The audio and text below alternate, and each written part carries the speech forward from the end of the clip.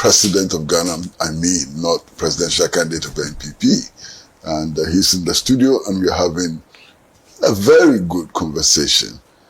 My question, Honorable, you told us that some people could not take us to the promised land. Then you lost, and then we found you with the people who could not take us to the promised land. What happened?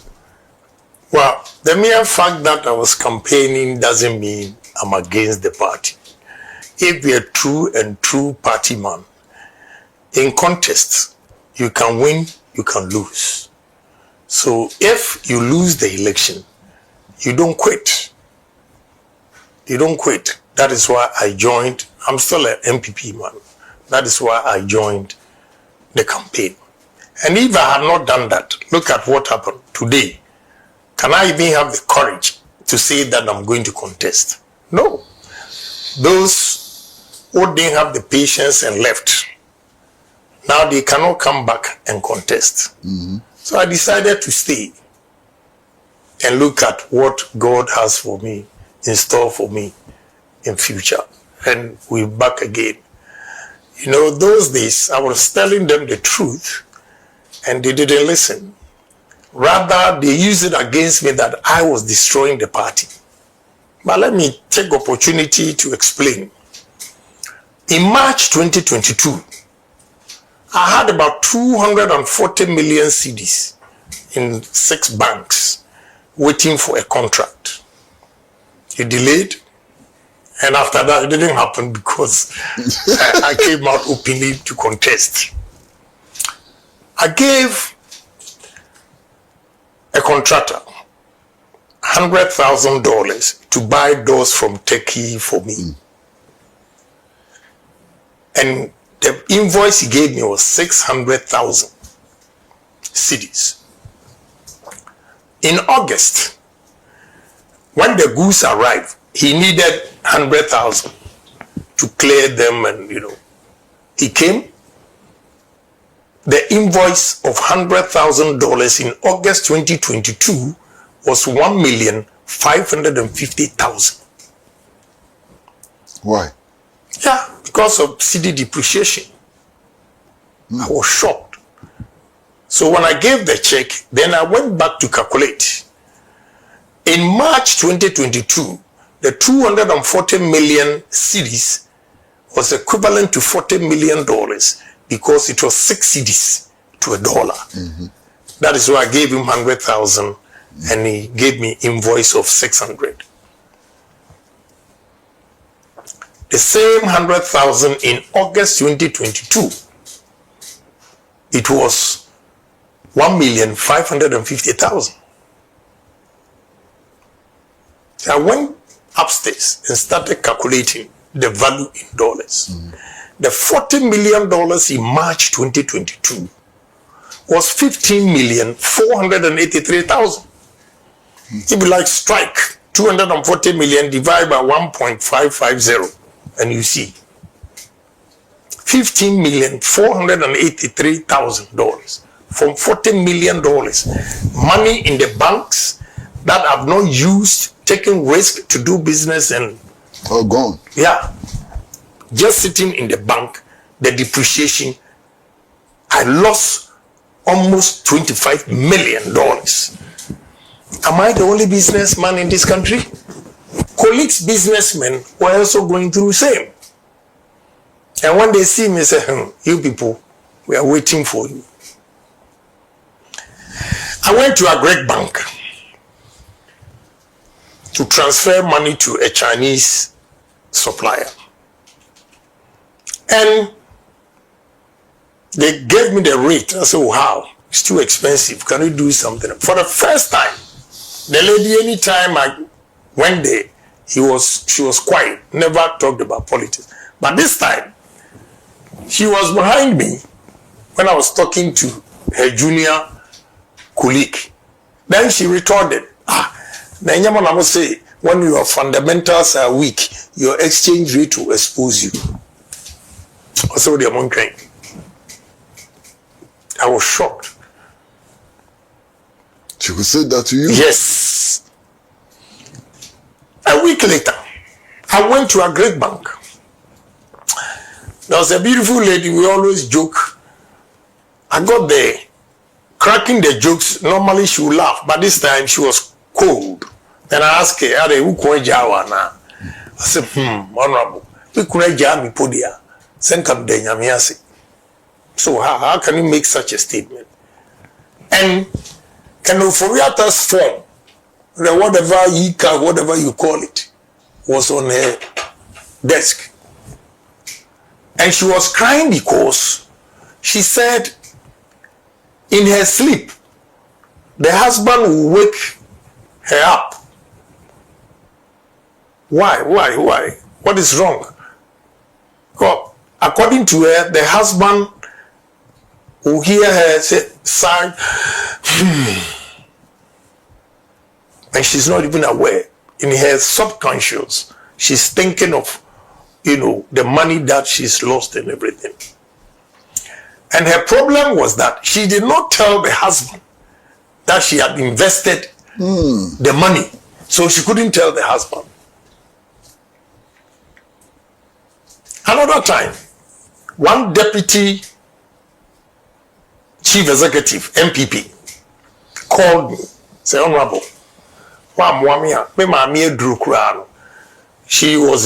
she was a nurse in UK, came back, invested a pension in these bonds. Now, and listen to what she said. Say, I did finance in Toronto, University of Toronto. But what Ken Oforiatta has brought, I don't even understand. Then I jokingly said, but you did finance University of Toronto, and me, I said them to my middle school. Yeah. You see how you cracking up the same way. Then she said, Honorable, look, I'm not joking. It's serious. So I had to go to the minister.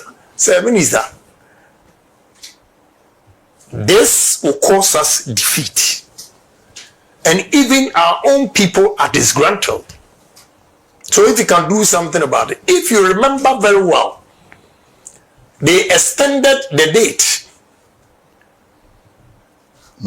Okay? It's because I spoke to him. Then he said, well, there's nothing he can do. And you saw the former Chief Justice picketing.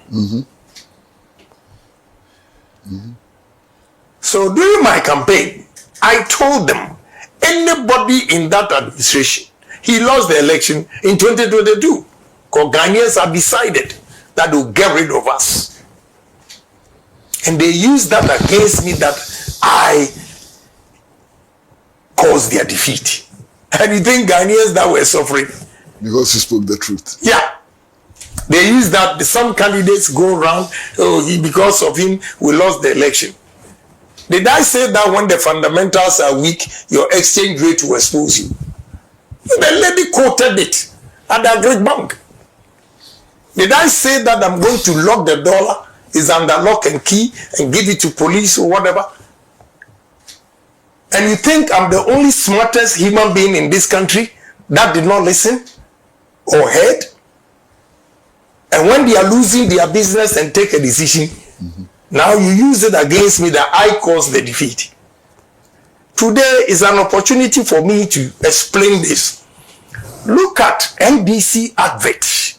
The number of adverts, what Bawumia said that they used against him, and compare to the number of adverts they said I have said that. They've never been fair. You see, they've never been fair. But I leave it to God. All the things I said was a caution to them. If they had listened to me, there wouldn't have been this humiliating defeat ever. But they didn't listen. Because the whole party machinery was against Kennedy Japan. But Honorable, those who didn't want you to win, let me put it mildly, those who didn't want you to win, they are still there. So what convinces you that this time round you will win? The people who obstructed you, okay, they are still there. They don't have the power. Okay. They don't have the power This time, Obia Nubia. People are not afraid of them. They were coerced. They were threatened. MCs, they were forced. If not, they'll remove you. Chief executives, they'll remove you. Ministers, they'll remove you. And few of them, I can quote Edward Boating, who openly supported me. They sacked him. When he, not sacked as such, when he was 60, a day before 60, they asked him to pack. They couldn't wait. Yes. So they threatened a lot of people, and they were afraid. Some to lose their jobs, they had to stay wherever to make sure. But because we're not bold, look at what happened. We lost. Well, we see some of the things still happening. MPs, they jump into buses and cars and they go and pledge allegiance to one candidate. Former DCs and MCs, they pack themselves into cars, they go and pledge allegiance to one candidate. This is what happened. It's happening again. You see, let me tell you, Kwesi. Yes, sir. As a leader, you should have your strategy. Do you know the number of people who have come to me? But I say, let's work together. I don't do those optics. So I'm not scared. Even when 136 parliamentarians were against me, only Cynthia Morrison, Honorable Cynthia Morrison, came out to support me. And you see what they did to her. So it means all those who were in position of trust, MCs, DCs, ministers, they were right not to have supported me because they would have been sacked like they did to Cynthia Morrison. They ganged up to make sure that he lost the primaries because he supported Kennedy. So I forgive all those people that out of fear voted against me. This time, they have the freedom and the right to choose a candidate that Ghanaian loves to lead MPP. A candidate that Ghanaians have confidence to solve their problems. A candidate that the youth are yearning for to come and create jobs for them. And I know most of the people that voted against me are discerning, they've regretted, and I'm hopeful that this time around, God will lead me through. Yes, we're going to go for another short break, and when we come back, I'd like to find out more from Honorable Kennedy Ejapong. Your name sometimes they say is Akompreko. I'd like to find out whether that's your true name or is a nickname. I mean, Akompreko may be Ifrihifa. So short break, and when we come back, we'd like to know what this Akompreko thing is about.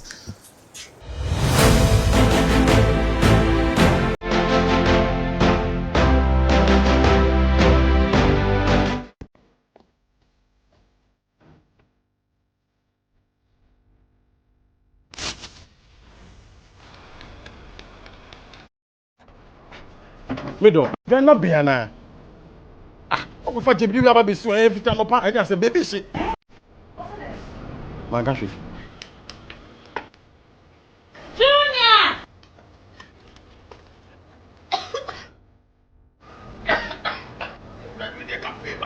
I'm saying so now for maybe the alone. Sister Cospa, it's a gas.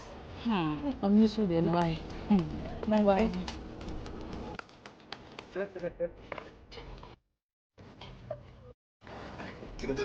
Down Yankanawa. Sister Cos. Use gas. Gas ye fast, ye easy, and ye convenient.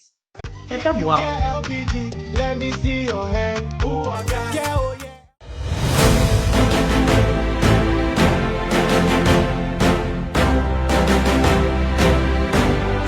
Yeah, welcome back to Talk Time, and we are in a conversation with Honorable Kennedy Ejapong. Hopefully, President of Ghana, 2029, January 7th. Now, Honorable, I hear people call you Akompreko. What is that? I mean, is that your title? Is that your name? How? Akompraku is just a title. Those who live along the banks of River Pra. And because I'm from Asin, the River Pra area, and the African belief, he said, anybody who has that symbol, you don't eat yam, some kind of yam, we call afasia or whatever. So it's just Akompraku, a warrior, just from the river side. Is not my real name. So you don't eat afasia? No. You believe it? Yeah, because the first time I was stubborn, I ate, and there were a lot of boils. Oh, okay. Yeah, so ever since, I've never tried it again. Okay. But that name is not just about balls, it's about something, it's about strength and so on. Yes. So it's not my name. Yeah, but what is it?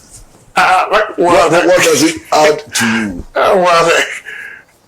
Simply straight talker, fearless guy, But that seems to be true. But if he says so. That appears to be true because you talk freely. Yeah. No bones broken. Yeah, because I'm bold. Right from inception. You can check from Kumasi, at the South College, Winneba, and all those things. I've always been a fearless and bold guy. I'm not afraid. I only tell you my peace of mind.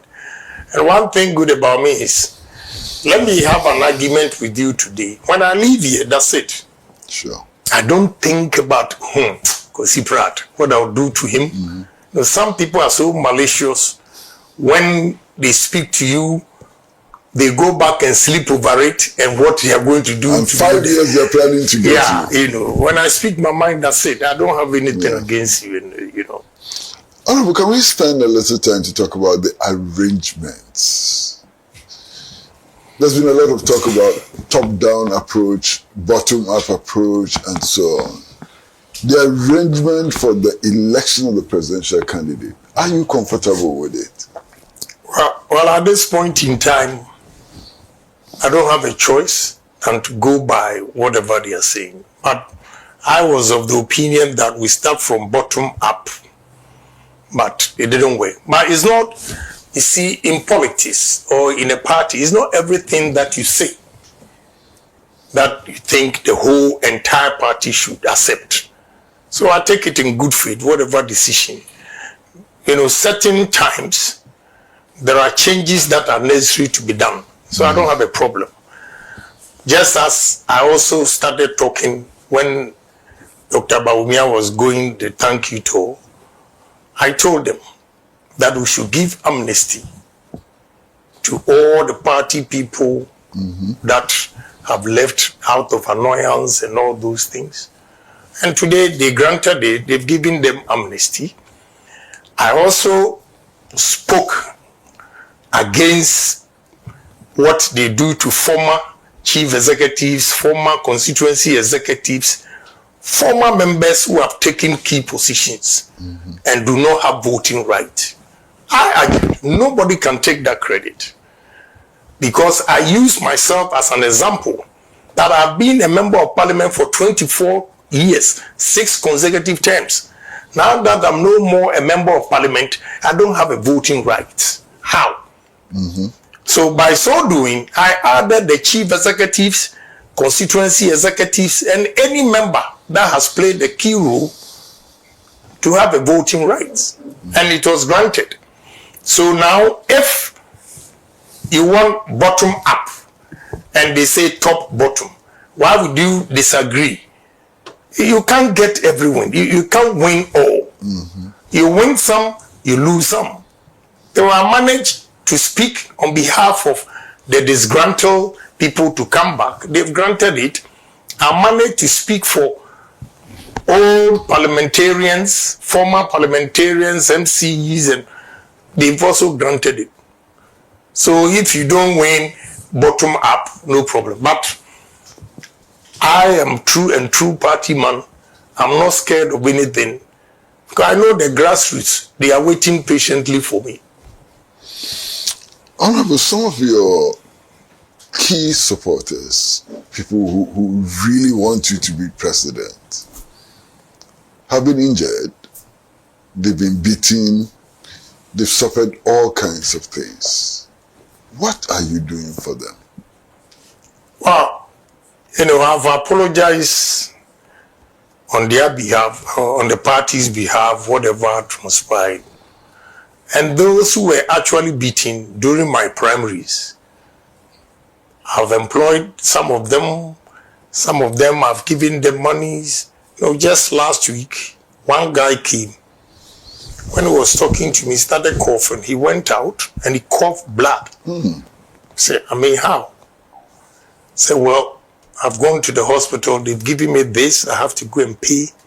And I don't have money. I said, what? Blood? Go and do the test. So, how much? He said 15,000. I gave it to him. Because I know the role he played for me. I believe in loyalty. So I've been helping. And the party people, when they come with their needs, those who have been hurt, those who have been beaten, I help them in my own small way. So I think that's what I can do for them. There should have been a policy where the party itself has some coffers with money to solve such problems. Unfortunately, the party, they don't have the money. The two people that I think we didn't treat them fairly were the national executives. They didn't have the power to use their own mind to run the party. They didn't. Because they didn't have money. Nothing. Two, the chief executives, the district chief executives and metropolitan chief executives.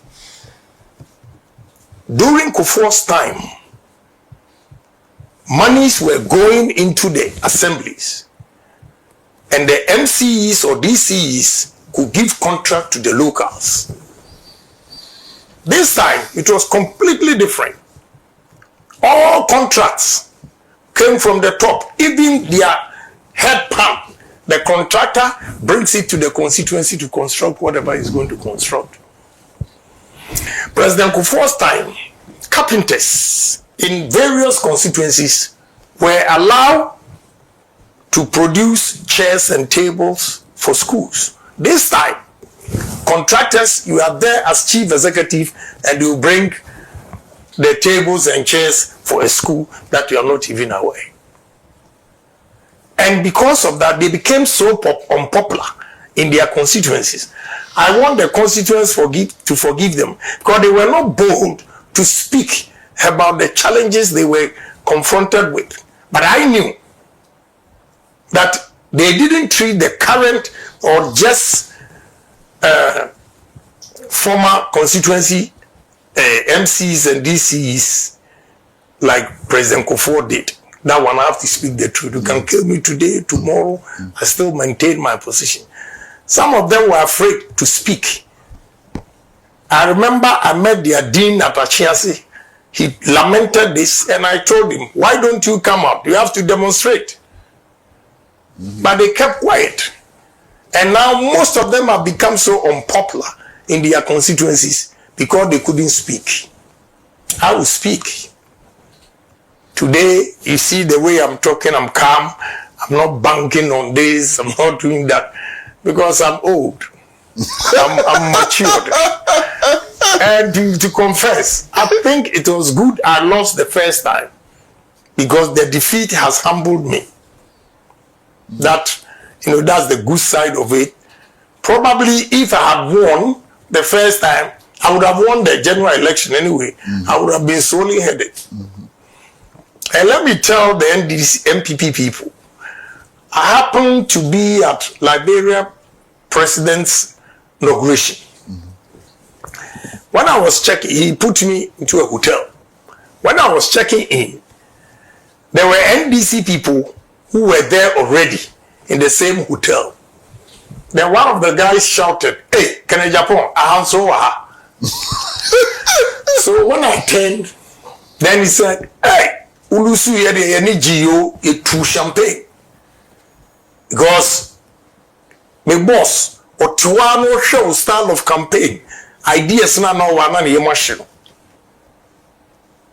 The Ulusi and Unzo is a done deal. And they started popping champagne. Yeah, he told me, Liberia. No, the MPP for NTNE. MPP for NTNE. They should listen to what Ghanaians are saying. Even the NDC. I hear President Mahama, my ideas were me and son.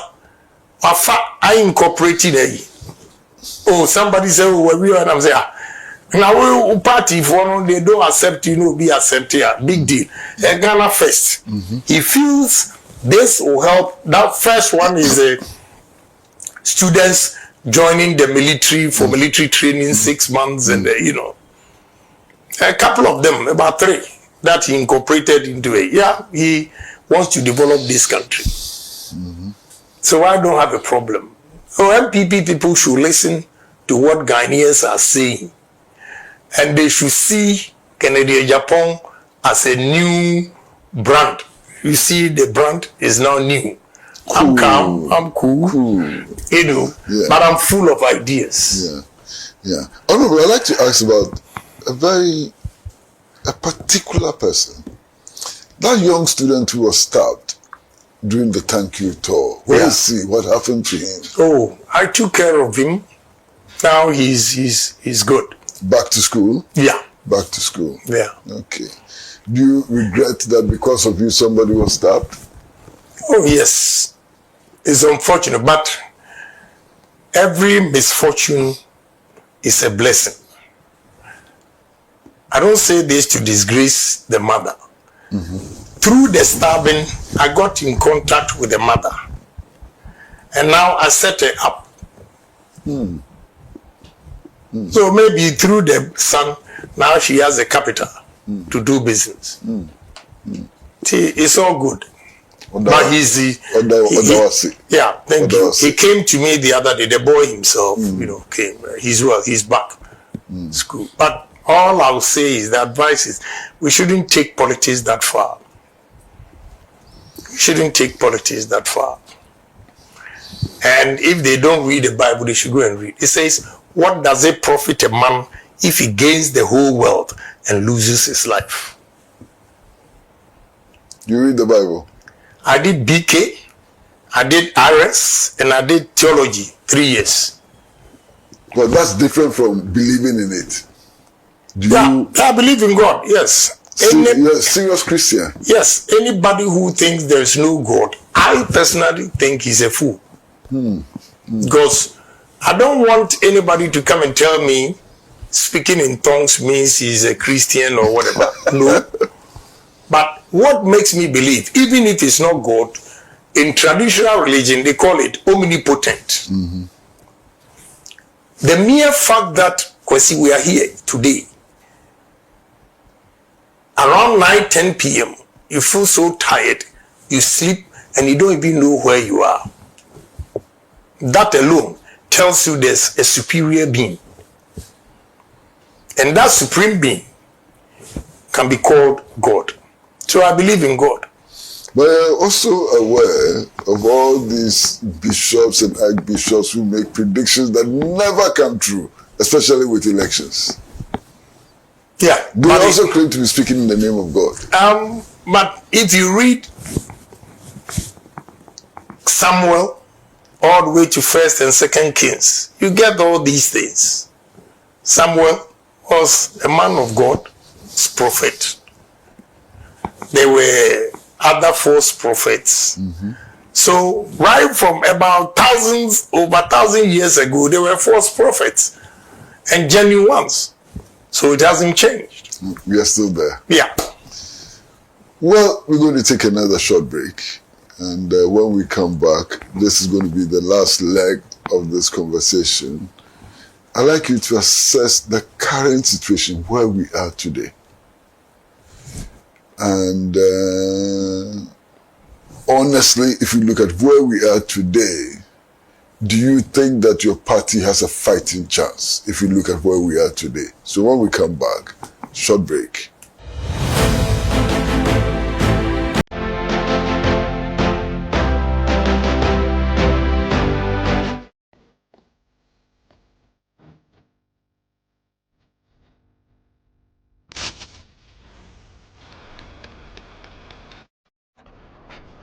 Middle. Gana Biana. Ah, what for you have been so every time upon I just say baby shit. My gosh.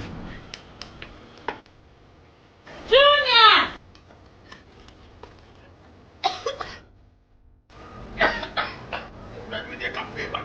I'm saying so now for maybe the no. Sister goes pa. It's one gas. I'm used to the bye. Bye.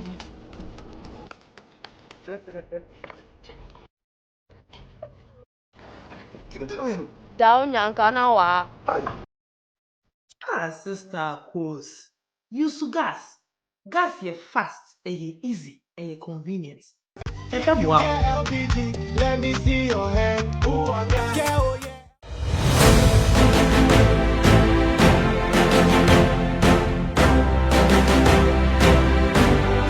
Well, welcome back to Talk Time, and we are in this conversation with Honorable Kennedy Akompreko Ejapong. Honorable, you say it as it is. Everybody knows that about you. The current situation where we are now, do you think that your party has a fighting chance? Well, the answer is simple. We have a fighting chance, but depends on the candidate they choose. If they choose Kennedy Ejapong, they have a fighting chance. I'll beat NDC hands down. And I'm going to do it. I have fantastic ideas as I speak to you. See, we go back to what I said. Brilliant at the basics. When I went to Dubai and met a group of businessmen trying to bring businesses to Ghana, just cherry tomatoes. The demand on European and Asia market, you have no idea. From Accra Place, Pram Pram, all the way to Aflao. What are we doing? What are we doing? I met a guy, he has invested in cannery, tomatoes, factory in Senegal, Gambia, Guinea, and Cote d'Ivoire. He said, when he first got to Senegal, 1 hectare, they were producing 15 tons. Today, they are producing 70 tons per hectare. Wow. So economies of scale, they are very, very competitive compared to a Ghanaian farmer who is also producing 15 tons per hectare. The cost of production obviously becomes high. So when I came, I immediately went to Accra and acquired 56,300 acres. Speaking to my Indians and what we want to do, I went to Adidomi. I acquired 30,000 acres at the Kuru, 30,000 acres for ethanol plant. I'm going to do that because I have 4 girls and they are all from Adidomi. Every human being is selfish. Yes. How many children do you have, by the way? I have 22. I've always said. Hey, Akompreko. Yeah, I have 4 girls. 4 girls. 22. Yeah. How did you manage it? Well, I love kids. Wow. I love kids. And 4 of them from Volta region, Adidomi. The girls? Yes, the girls. All your girls are from the Volta region? No. Oh, I say 4 of them. Okay. So I bought those land to put up the ethanol plant to make sure when I'm dead, they will inherit that and run it. I went to Dubai and met the king of Fujairah, and we're talking of cotton plantation. And when we start from growing cotton to the knitting and everything to get this material, it will employ 45,000 workers. And I've cited Tumu Sisala area that we're going to do it. I know why I want to be president. All these investors, they have confidence when a president is speaking to them. than a businessman. It takes a long time to convince them. But if you are president and you unveil your vision to them and they buy into it, they easily buy into it because they have the backing because of political, instability.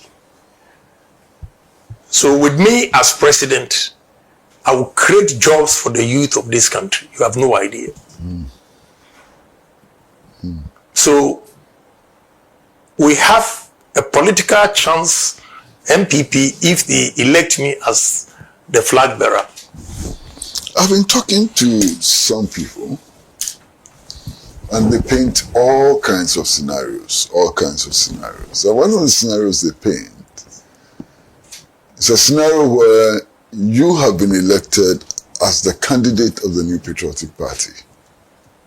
And my very, very good friend Johnson Asedu Nketia has been elected as the NDC candidate. Control. Can you challenge Asedu Nketia? Oh, why not? It's very easy. I'll beat him hands down. Wow. Yeah, because I have something to show for when it comes to industries. The problem, the challenges of this country, first thing is unemployment. And I have examples to give. That is what Ghanaians want to hear, not your political party. This time, the politics is going to be about personalities, the individuals, and their capabilities. The achievement. Yes, the achievement. And I stand tall among all candidates, both NDC and MPP. What if the NDC decided to go with Professor J. Nana Opoku-Ajuma? Oh, my respectable Professor J. Nana. I don't think she will go, but if she goes, I will still beat her because I'm pragmatic. And they are academia. She can speak fine English, everything. But when it comes to the job, you need pragmatic leaders. Leaders who smell money. Do you understand what I say, smell money? Sure. Sitting here, I can say that, excuse me, you see this, 2 items here, the art. But I'll say that this, they are not buying, this, the price is low. If I put this one here, okay, I get it here, it changes the design and it attracts people and they begin to buy. Meanwhile, these two things were there and people didn't know. So we don't smell money. You're talking innovation. Yes, we don't smell money because we know what we can do with coconut. We are not doing it. You can only see them chewing coconut. Western region, I always ask them. The delegates in Western region should ask their political leaders over there. But have they asked a question? Why Nigerians send fleet of trucks to Nigeria, to Jomolo area to buy coconut? Have they asked that question? You think it's for nothing that will drive Nigeria, Benin, Togo, Ghana, Accra, all drive past Takoradi and go to Jomoro area and buy coconut? We can use coconut for cream, oil. We can use coconut for coconut oil, food. We can use the husk for charcoal, for exports. The machine you need for the charcoal is $200,000. We can use it as a fertilizer. Go to cocoa board. They use the coconut husks for their seedlings. So many things we can do with coconut, but we are not. That is what I mean by smell money. Another one is, last month I went to Togo twice on a business trip. On my way, I saw the land from Accra Plains all the way to Aflao. Jesus Christ. I asked myself, do you have leaders in this country? And let me praise this man too. We come here, we talk back, and go. you are matured enough. You remember the way we teased or laugh at a champon. Now I respect him a lot. You know why? When I went to Sege to acquire the land, they gave me the indenture. When I went to check a lands, a champon had acquired 24,000 acres of that land, the 56, for cattle rearing. Dated back 1977. You see the vision? This is the kind of people we need, not the English. Case closed. They will come and tell you interest rate, inflation, GDP. If you are not brilliant at the basics, you cannot achieve your interest rate targets. You cannot achieve your GDP, above whatever that you want. You cannot. Honorable, finally, you have been elected presidential candidate of the New Patriotic Party. The NDC has elected Julius Deborah. Right. Wow. I'm not intimidated at all. Julius Deborah. I'm not intimidated at all. He's also practical like you. Well, I have the big vision. You can be practical, but you have to dream. I'm a big dreamer. Let me share one of my strategies with you. We have 16 regional capitals. When you move from Accra to Kumasi, Kumasi is active from Friday 6 p.m. to Sunday 2 p.m. Ashanti region is dead. Because there are no businesses there. And you cannot determine the growth of the economy by the market women. No, that is not how you assess growth. So my first approach is that Accra is choked. We have to decentralize most of the ministries. First, Minister of Energy will go to Western Region. 2, Minister of Education will go to Central Region. See any we give them education. 3, Ashanti Region is big area. You give them lands and forestry and works and housing. Northern Region, you take Minister of Agri because they have huge, vast lands that we can develop. Minister of Trade, Eastern Region. You give Sunyani Environment, Science and Technology. You continue to Upper East. Why? Because when the ministries are moved, one in Greater Accra, all those ministries, we're going to turn the ministry enclave as a financial hub. As a financial hub. Then we'll use why it is easy to start moving the ministries is that all the regional administration in the various regions are underutilized. The capacity. So initially when you move Minister of Energy, you split regional administration in Western Region into 2.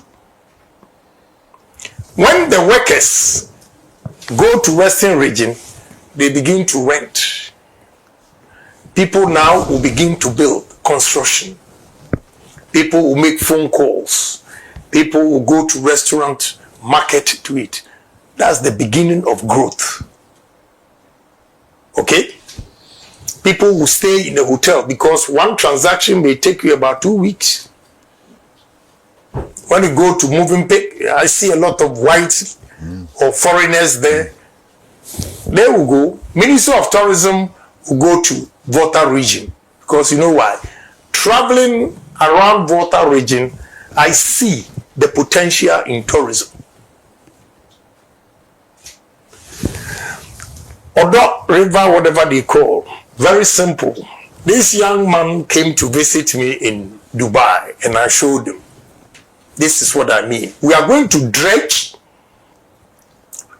the Odo River below sea level, clean everything, make sure we sack all those quarters, build affordable restaurants, we put boats, and I've tracked it. It starts all the way from Insawam. So can you imagine the tourism industry? What we are going to do? I showed him another, right in the middle of the sea, in Dubai, they've created an island. Ghana is the center of the world. And we don't have a hotel with the name center of the world to attract tourists to come to. We are going to build a hotel in the sea. It's possible. I have seen it worked elsewhere, and therefore On it's the going to Greenwich work. Meridian. Yes. Honorable, thank you so very much. Thank you so much for coming. Thank you very, very, very much, Honorable. Thank you. You're welcome. Thank you so very much. Thank you also for giving me opportunity. No, it's good for us. It's good for us. Thank you. Maybe better for us than you. So thank you very much for coming. Now, viewers, we've been engaged in a conversation with Honorable Kennedy Ejapong, who wants to be president of Ghana. And he has shown us why he wants to be president of Ghana.